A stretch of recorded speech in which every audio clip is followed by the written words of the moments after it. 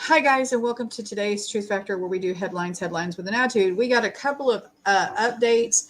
I have an article, I guess you could say, that is a sort of a rebuttal from yesterday's.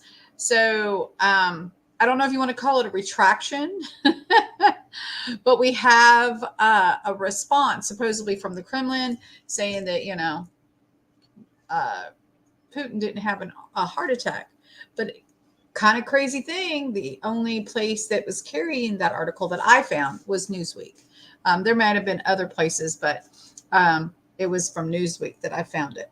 But as I said, if there's something to retract, I will let you know. I will retract this story. But as you guys could see, I had a couple of sources saying the same thing. Now, did he actually have one? Who knows? We'll never know. They have ways of, covering that stuff up. But anyway, the news is that he didn't have one. But we'll get to that a little bit later. I think the bigger news today is the stuff that horrible car accident in Louisiana, and then we have some stuff taking place in Israel. It's been going on, it's been going on, and it's been going on, it seems like. Anyway, so let's go right ahead and get into these articles. I have every single solitary article backed up in the Wixit in a link in the description in the box below, guys. For those that come here all the time, you guys know sometimes I read all the articles, sometimes I don't. Sometimes it just depends. But anyway, so here this is from Hal Turner. The Israeli Defense Force has entered the al-Maghazi refugee camp located in central Gaza Strip with a limited ground operation. There are battles with Hamas, a medical source for Al Jazeera, 374 martyrs and 574 injured as a result of the Israeli raids in the Gaza Strip since this morning. Google is turning off real-time traffic data in Israel in anticipation of a full-scale operation in Gaza with active troop movement. The UN reports that 6 UNRWA mission personnel have been killed in the Gaza Strip over the past 24 hours. Updated 5:15 p.m. The White House has ordered the Department of Defense, Department of Defense to begin preparing contingency plans for the worst-case scenario in the Middle East, which could require the evacuation of hundreds of thousands of U.S. nationals from the region, with a significant concern for roughly 600,000 Americans in Lebanon and in Israel. Updated 8:14. Heavy reports now saying that armed clashes have broken out as the IDF invades eastern Nablus in the center of the West Bank. The action in Nablus is the conjunction with a large-scale invasion of Jenin, which is the north of the West Bank. More at 8:24. Heavy gunfire exchanges reported in Jenin between the IDF forces and the Palestinians amid an Israeli operation in the area. Explosions also heard. So something definitely is taking place here, guys. We also have this here being reported from the S&P downgrades Israel's credit to negative. The Standard & Poor's, the S&P, has reportedly downgraded Israel's credit worthiness to negative. This is very significant sign that things are not going well for Israel overall, and that the big money is now looking at Israeli investments as something to avoid. The money people always have the deep inside scoop, and for the S&P to do something like this now is a crystal clear indicator that the future of Israel is now in question. More as he gets it. All righty. Then we have from End Time Headlines. Macron is proposing some kind of international coalition against Hamas. The French President Emmanuel Macron has proposed widening the international coalition against the Islamic State to fight the Palestinian militant group Hamas as he made a visit to Israel. Macron emphasized that France and Israel shared terrorism as their common enemy as he spoke alongside the Israeli Prime Minister Benjamin Netanyahu. France is ready for the international coalition against Daesh, in which we are taking part in operations in Iraq and Syria to also fight against Hamas, he told reporters, referring to IS. Israel is not a member of the anti-IS coalition, and Macron's proposal to widen the coalition's objective to include Hamas would allow Western powers greater influence over how the Gaza-based group is tackled. Some Western powers have concerns about leaving Israel in sole charge of fighting Hamas, since an unconstrained campaign has the potential to turn into a regional conflagration with the reverberations in European capitals. The French president, who met families of French victims at a Tel Aviv airport, insisted freeing the hostages without distinction was the first priority, remarks that implicitly suggested that he, in common with other Western leaders, would like Israel to hold off from a large-scale ground operation. Well, imagine that. Macron, who cautioned about the risk of a regional conflict, also said that the fight against Hamas must be without mercy, but not without rules. Netanyahu said the fight was a battle between the axis of evil and the free world, without commenting directly on Macron's proposal. The battle is not merely our own, it's everybody's battle, he said. Arab foreign ministers expressed surprise at the Macron proposal, especially since many said they had not been consulted. Macron said Hamas has killed its 1,400 victims in its October 7th rampage because they were Jewish and wanted to live in peace. The death included 30 French citizens, and it thought 9 French citizens are being held hostage by Hamas. The Hamas-run health ministry in Gaza says Israeli airstrikes on the territory in response to the attacks have killed more than 5,700 people. Macron's proposal would probably have to include discussions about what would happen in Gaza after Hamas was defeated, including whether the Palestinian Authority based in the West Bank could become responsible for administering the Gaza Strip. He also called for a decisive relaunch of the Middle East peace process. The Palestinian cause must be heard with reason, he said, adding that the stability of the region would only be guaranteed if the Israeli response was obviously security-oriented and placable in the face of terrorist groups, but also political. He said it was necessary to accept the legitimate right of the Palestinians to have access to a territory and state in peace and security alongside Israel. Yeah. Doesn't sound too much like, hey, Pastor Sam, how are you? Hanging out with MG. Doesn't sound too much like, really on the side of Israel, but not so pro Palestinian state as some of the other world leaders have been. Okay, so then we also have from End Time Headlines, the U.S. troops have been attacked 13 times in 7 days in the Mideast. The White House preps mass evacuation if things spiral out of control. Now, guys, we talked a little bit about, Biden gave a red line, you could say, and that's hence why the red line is in parentheses in the title. You could say that red line's been broken, right? Clearly. U.S. troops position. Stepped on, spit on, crapped on. All the above, right? U.S. troops positioned in the Middle East have attacked 13 times in the last week with a mix of one-way drones and rockets, according to the Pentagon officials. U.S. Department of Defense spokesperson Air Force Brig General Pat Ryder confirmed Tuesday that troops in Iraq have been attacked 10 times between October 17th to the 24th, while during the same periods, troops in Syria had been attacked 3 times.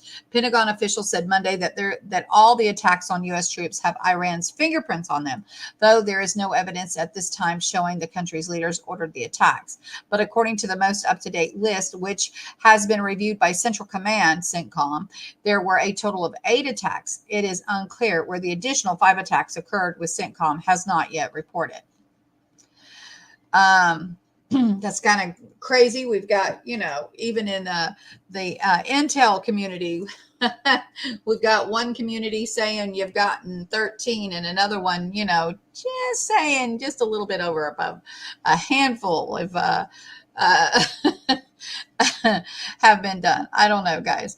On October 18th, al-Assad base, which was the west of Baghdad, U.S. forces engaged 2 drones in which one was destroyed and the second was damaged. There were minor injuries to the coalition forces and some damage to the base. A contractor suffered a heart attack of earlier warnings for an attack that never took place. The Biden administration is preparing for the possibility that hundreds of thousands of American citizens will require evacuation from the Middle East if the bloodshed in Gaza cannot be contained, according to 4 officials familiar with the U.S. government's contingency planning. The specter of such an operation comes as Israeli forces, aided by U.S. weapons and military advisors, prepare for what is widely expected to be perilous ground offensive against Hamas militias responsible for the stunning cross-border attack.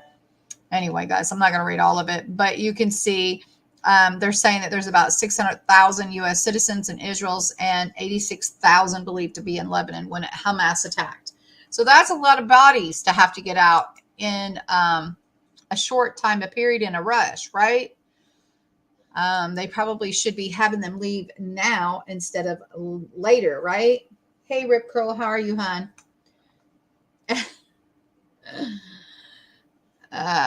Anyway, so China also fires their defense minister, now moving Ro-Ro ferry toward Taiwan. Okay, so China publicly fired its Minister of Defense, Li Shangfu, today. No word yet as to why. Immediately after his departure, China began military moves on of those bears, watching the relocation of a roll-on, roll-off ferry now heading toward Xiamen, opposite of Taiwan. Chinese Defense Minister Li Shangfu was fired today, 2 months after he disappeared from the public view, becoming the second high-profile minister to lose his job recently without any official explanation. Li was also removed from his positions after a member of the Central Military Commission, a powerful body headed by Chinese leader Xi Jinping, who ultimately commands the armed forces, and as one of the China's 5 state counselors, a senior position in the cabinet that outranks a regular minister, state broadcaster CCTV reported Tuesday. Meanwhile, People's Liberation Army, associated with Ro-Ro ferry, Bohai Zhu, has left its normal ferry routes on the Yellow Sea and is headed south with a claimed destination of Xiamen. Xiamen is precisely opposite of the island of Taiwan. The Ro-Ro ferry has been used in the past by the PLA to carry armored vehicles in the exercises that just happened to simulate China invading Taiwan via amphibious assaults. With the U.S. heavily engaged in the Middle East and running low on ammunition and missiles due to the U.S. involvement with the ongoing Russia-Ukraine conflict, several officials in the U.S. government are now openly wondering if China has decided it is time to invade Taiwan. I don't know, but they're missing a very golden opportunity, because I would tell you we are preoccupied. Just saying. Do we have all of our eggs in one basket? I don't believe so, but I think we've spread ourselves so thin that, hey, I just don't see us being able to handle anything else if there's any more engagement, I guess you could say. What say you guys in chat? Do you guys agree or disagree with me? Anyway, let's see. Did I know that the government actually bills American citizens when they are evacuated like this? Oh my, no, I did not know that, Rip Curl. That is, that's crazy. Crazy, crazy, crazy. I mean, I guess if you want to get home safely, you're not going to squabble about it. But, and maybe you were coming home, but just not right then. I don't know. But that's crazy. And I didn't know that. Hey, Watchmen.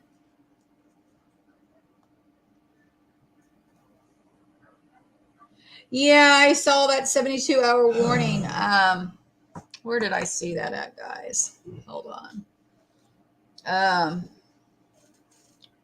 I don't know that it was a 72-hour warning per se, as it was just a comment made about, 72 hours, the calm before the storm type thing. I don't think it's necessarily a warning, just more or less. I think I saw it on Dave Hodges. I've seen him say something about 72 hours. Anyway, Armed attacks in Mexico leave 24 people dead and 12, including 12 police officers. This here is from End Time Headlines, guys. 3 separate armed attacks in Mexico on Monday left at least 24 people dead, including a dozen police officers, authorities said, about the latest violence to hit regions plagued by drug trafficking. In the deadliest incident, unidentified attackers targeted security patrol in Guerrero State's municipality of, guys, I'm not even going to try, Coyaca de Bayance. I don't know. Prosecutor Hernandez, I am going to try his first name, said at least 13 people were killed and 2 others wounded in the attack, the state prosecutor's office said in a statement, with Hernandez earlier having confirmed at least 11 of those that were killed members of the municipal police force. Wow. I'm not going to read anymore. We got the gist of it, but it says that they have down here, it says the cartel related bloodshed has seen more than 420,000 people murdered since the government deployed the military in its war on drugs in 2006. Kind of crazy, guys. That's a lot of dead people over some drugs. A lot of dead people. Your Apophis channel. Okay. I saw Dave Hodge say something about 72 hours of a calm before the storm type thing, and really was not, I'd say a warning as much as it was a, 72 hours waiting, the calm before the storm type thing. Yes, and we are spread way thin. I totally agree. I don't see how we could possibly do anything else, in a real serious matter, if it were to occur. Not even if something were to bounce off here, I don't think, just saying.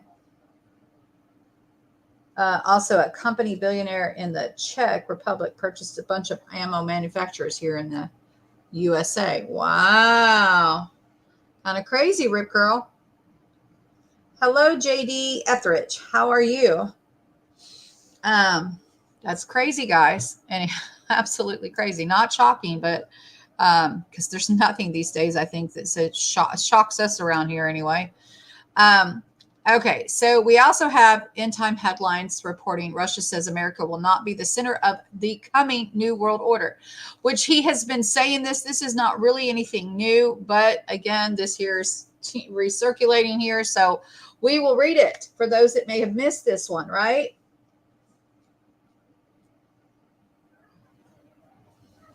Yeah, and there's probably 7 million million illegals, or if not more.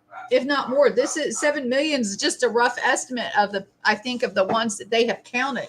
How many are in here that we don't know? I mean, on a serious note, Watchmen. I mean, seriously. But Russia has criticized the United States president's assertion that Washington must be the driving force in a new world order, saying such an American-centric vision is outdated. Kremlin spokesperson Dmitry Peskov told reporters on Monday that while he agrees on the need for a new world order, he does not believe that the U.S. should be at the helm. Any new system should be free from the concentration of all mechanisms of the world governance in the hands of one state, he said. Peskov was responding to the speech Biden delivered on Friday, in which he addressed the U.S. engagement in foreign crisis from Ukraine and Taiwan to Israel. I think we have a real opportunity to unite the world in a way that it hasn't been in a long time, enhance prospect of peace, not diminish the prospect of peace, Biden said. Peskov responded, in this part, we disagree because the United States, no matter what world order they talk about, they mean American-centric world order. That is the world that revolves around the United States. It won't be that way anymore. Anyway, so obviously, much to do about this new world order and the rest of the world and their love for Americans, right? We're going to be a little crazy tonight, guys. Okay, so then we also have this here horrible ordeal that took place in Louisiana. It's called super fog. Now, guys, I don't know if you all remember, there was a horrible, horrible accident that happened back in, oh, goodness sakes. It was in the 90s. But I don't remember, I probably say 93, maybe 94, in Nashville. And it involved a whole lot of cars with fog. And it wasn't called super fog, but it was a fog nonetheless. And I can't remember. I'll have to look up that article maybe later and pin it if I can find it in the comments in the bottom of the video. But I'll tell you, it was crazy. I lived in Nashville at the time that I think this took place, and it was not in Nashville. It was actually up in towards Knoxville, if I remember correctly. But it was horrible, and I remember all of this this fog coming in, and I won't drive in it now. I don't want to drive in. And if you can't see, my husband will tell you, don't drive. Pull off to the side of the road. Better be safe than sorry, right? If you can't see in front of you, do you think anybody else can see in front of you? This is crazy. Anyway, so there's this super fog pileup on interstate that leaves 8 dead, 63 injured, over 160 vehicles damaged. Oh my gosh, shut up.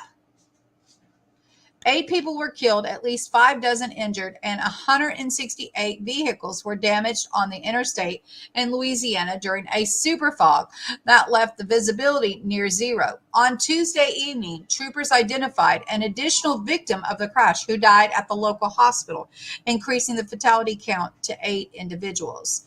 The crash on Interstate 55 involving at least 168 vehicles occurred Monday morning due to heavy fog conditions, according to Louisiana State Police. The Louisiana Department of Traffic Development reported the 11-mile backup. Additional fatalities could be located once the crash scene is cleared, police said. A long stretch of I-55, a 24-mile long highway near New Orleans, is expected to be closed for the foreseeable future, police said. So guess what, guys? That thing ain't going to open up no time soon. And I can't even think of how you would get into New Orleans without going into 55, huh? I mean, yeah. You get New Orleans off I-10. Off I-10, yeah. But that's a long way if you're not coming from that way. That you'll have to go and backtrack. And anyway, so for hours after the crash, emergency crews worked to clear debris from both northbound and southbound lanes. According to the state police, storm chaser Brandon Clement, that the first responders and emergency crews had a large tent with portable restrooms and communication centers at the stage of the recovery of the cleanup. Police said the portion of the large crash scene caught on fire shortly after the initial incident. Imagine. Photos of Louisiana State Police show multiple car pileups, with some cars being severely burned from the accident. Lance Scott recalled to Fox Weather to quick succession of crashes while on the highway. I happened to be in a little pocket of about probably 15 cars with no damage, said Scott, and probably 2 or 3 seconds after we came to a stop, you just heard boom, boom, boom, collision after collision behind us. On Tuesday at 5 p.m., the local state police said all vehicles have been removed from both sides of I-55, and there will be a comprehensive structural inspection following the cleanup. A comprehensive structural inspection will take place once the bridge surface is completely cleared of the debris, diesel, and other chemicals, the state police said. Louisiana Governor John Edwards said that he and his wife are praying for those hurt and killed in the crash. They say, please join me and Donna in praying for the hurt and killed in today's tragic I-55 crash, as well as their families. The combination of the wild smoke and dense fog is dangerous, and I want to encourage all Louisiana's in affected areas to take extreme caution when traveling, Edwards said. Anyway, but this one picture, all these cars, I mean, my goodness. And then that there. all crammed up, all burnt up. Just crazy, guys. Absolutely crazy. Anyway, so then we also have from the Gateway Pundit, guys. 6 GOP lawmakers jump into a speaker race after Trump scalps Emmer, but there's one lawmaker creating the buzz. Um, I'm going to just jump down here and read you to what Trump said because I thought it was kind of crazy. It says, I have many wonderful friends wanting to be Speaker of the House, and some are truly great warriors. Rhino Tom Emmer, who I don't know well, is not one of them. He never respected the power of a Trump endorsement or the breadth and the scope of MAGA, Make America Great Again. He fought me all the way and actually spent more time defending Ilhan Omar than he did me. He is a totally out of touch with Republican voters. I believe he has now learned his lesson because he is saying that he is a pro-Trump all the way, but who can ever be sure? Has he only changed because that's what it takes to win? The Republican Party cannot take the chance because that's not where America First voters are. Voting for a globalist rhino like Tom Emmer would be a tragic mistake, Trump said on True Social. And then Emmer dropped out of the race. So I say that's good news. I mean, just saying, but here are the list of the ones that are still in the race for those that are trying to keep up with this. Byron Donalds from Florida, Chuck Fleshman from Tennessee, Mark Green from Tennessee, Kevin Hearn from Oklahoma, Mike Johnson from Louisiana. And I hear Mike Johnson is the favorite here, guys, and Roger Williams. So who knows? We've seen, I mean, who knows what's going to happen? It's going to be who they want in there, obviously. Anyway, so then we're going to go on down here to this lovely little article from Breitbart. UAW strike, 5,000 auto workers shutter GM's biggest plant as automaker abandons the electric vehicle strategy. About 5,000 American auto workers shut down General Motors' biggest and most profitable plant in Arlington, Texas, joining more than 40,000 fellow United Auto Workers members in their ongoing strike against the Big Three. The UAW timed the walkout at Arlington Assembly just hours after GM reported $3.5 billion in the third quarter earnings. Executives said that GM has lost about $800 million since the strike started more than a month ago. Another record quarter, another record year. As we have said for months, record profits equal record contracts. UAW President Shawn Fain said in a statement, it's time GM workers and the whole working class get their fair share. Today, there are as nearly 46,000 auto workers on strikes against GM, Ford, and Stellantis across 22 states, including 8 assembly plants and 38 parts distribution centers. The walkout at GM's biggest plant comes after 6,800 auto workers shut down Stellantis' most profitable plant in Sterling Heights, Michigan this week, and 8,700 auto workers shut down Ford's most profitable plant in Louisville, Kentucky earlier this month. As a result of the ongoing strike, GM CEO Mary Barra and other executives told investors they are abandoning their goals to produce the 400,000 electric vehicles from 2022 through mid-2024 among the EV priorities, according to Reuters. I think that's kind of ironic, is it not? As Breitbart has chronicled, the UAW strike is to score higher wages to keep up with record inflation under Joe Biden, as well as commitments that their jobs will not be eliminated entirely as a result of Biden's EV mandates included in the Inflation Reduction Act. The IRA promises to shower billions in taxpayer monies on automakers via EV tax credits, but auto workers and UAW leadership have repeatedly warned that the money is not trickling down to their pockets and instead cutting their wages and eliminating their jobs. I think EVs are going to wipe us out, an auto worker on strike in Beaverton, Oregon told E&E News this month. EVs don't need spark plugs. What else? Oil filters. We sell a lot of those. If we don't have all those parts, I feel like we won't have a lot to do. Breitbart News has long detailed the outcome of the Biden EV mandates, where automakers eliminate millions of American auto jobs and slash wages because the green vehicles demand far less labor to produce and include batteries at least partly sourced or produced in China. Imagine that. And not to mention, how expensive that battery is going to be when it needs to be replaced. It's crazy. It's outrageous. Anyway, you might as well buy you a new car. Complaining about a $200 or $300 battery now. Wait till you have to buy a battery for those EVs. Anyway, we also have from In Time headlines, developing Hurricane Otis could become potentially catastrophic Category 5 storm at landfall in Mexico. Hurricane Otis underwent rapid intensification and strengthened into a major Category 4 hurricane Tuesday as it swirled just off the southern coast of Mexico near Acapulco. Additional strengthening is forecast, and Otis is forecast to potentially catastrophic Category 5 when the center reaches the coast, National Hurricane Center wrote in the 7 p.m. Central Time advisory. The storm will bring life-threatening storm surge, destructive waves, and heavy rain to southwestern Mexico, which may result in flash flooding and mudslides in higher terrain.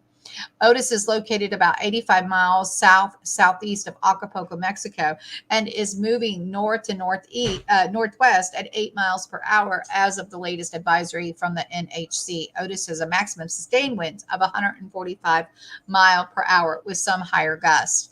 Ahead of landfall, Otis is undergoing a process known as rapid intensification, which is when a tropical storm increases in a maximum sustained winds of at least 35 miles per hour in 24 hours. Additional strengthening is forecast, and Otis is likely to be near a Cat 5 when the center reaches the coast Wednesday. Rapid weakening is likely after landfall. Well, it always is, isn't it? Anyway, we'll just have to keep our eyes and ears on that storm there, guys, and pray that it doesn't go too bad for them. Hello, Team Angel. How are you? Just wait till all these cars and other manufacturers' plants get told to start making war stuff, and all the Americans get to experience rationing again and doing without many things. Absolutely, Rip Curl. It's going to get crazy, isn't it? And maybe they're gearing up for that as we speak, right? Okay, so here is an article from Newsweek. It says, the Kremlin breaks silence on the Putin cardiac arrest. Body double rumors. The Kremlin dismissed reports that Russian President Vladimir Putin has suffered a cardiac arrest since the start of his full-scale invasion of Ukraine. There has been numerous reports speculating that Putin was suffering from a host of health problems, ranging from cancer to Parkinson's disease, and that he uses body doubles. The General's SVR, a Telegram channel which has previously reported about Putin's health, posted on Monday that the president had been found lying on the floor and that he was moved to a specially equipped room in his residence where he was resuscitated. The report was carried by publications including the British outlets, the Daily Mirror, the New Statesman, as well as the Indian magazine Business Today. There was quite a few other ones too. The Telegram channel said that while Putin was stable, he was under constant medical supervision, that the incident seriously alarmed the president's inner circle, and that doctors had warned that Putin was so ill he was unlikely to live until the end of autumn. However, Kremlin spokesperson Dmitry Peskov told Russian journalists that everything is fine with him. This is just another complete hoax, state news agency RA Novosti reported. Peskov also described reports of body doubles as an absurd and false. Newsweek has contacted the Kremlin for further comment. Last week, Putin seemed to be in good health when he appeared in public and on camera chairing Security Council meeting in Moscow and attending a boxing tournament in Ural city of Perm. But speculation about Putin's health is likely to continue. 3 intelligence leaders told Newsweek in July 2022 that according to the classified U.S. report, Putin had undergone treatment in April for advanced cancer. Meanwhile, independent Russian media outlet Progat media has reported that Russian president was accompanied by doctors, including a thyroid cancer surgeon, on trips to his residence in Sochi from 16 to 19, and that he may have had surgery in November of 2016. The General SVR channel has repeatedly said Putin has been using body doubles to carry out official duties. However, it's not been provided evidence for this or other claims. Last week, footage. What are y'all doing to that puppy? No one. Papa's listening at it. Last week, footage of the Russian leader arriving at Beijing Capital International Airport spurred further conspiracy theories that the Kremlin leader used a body double.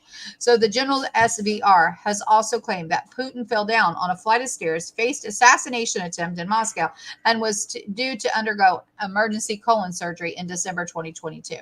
Anyway, so they're saying that it was not true. So anyway,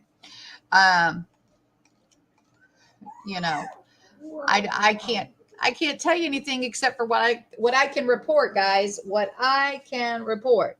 So I'm going to give you both sides of the story. Y'all guys can, decide for yourself. Did he have a heart attack or didn't he? Was he resuscitated or wasn't he? I don't know. The Kremlin says no. Who knows? Who knows? Fake news, as Trump calls it. I don't know. Anyway, so this here is all of the lovely articles that I have for you guys. I have to go because we have to go get Aiden from work, and we will have Bible when we get back. Anyway, we'll have at least prayer at the very least. I hope to see y'all then. If anything else breaks, I'll check real quick just to see if there's any updates with anything that we need to report. Oh my goodness. Okay, guys, we have, it's over. Shoot. Well, I don't know what it is. I will show you. Y'all can make your judgment if you want to go. And it's a covert from how. Let's see what Rip says. Okay, see you at Bible Team Angel. Putin's next in command is far worse than Putin. I hear you. Okay, so How has some covert intel Iran alert status? So maybe something is taking place in Iran. I don't know, guys. I just can show you what's being put out, what's not being put out. It's covert, so you have to subscribe to him to get the information. So if I find it somewhere else, you guys know I'll bring it to you. If he does another update or something like that, we'll get it out as quickly as we can. Anyway, love y'all. We'll talk to you all later. We'll be back here in about 30 minutes or 45 minutes for Bible. Hope to see y'all then. Bye.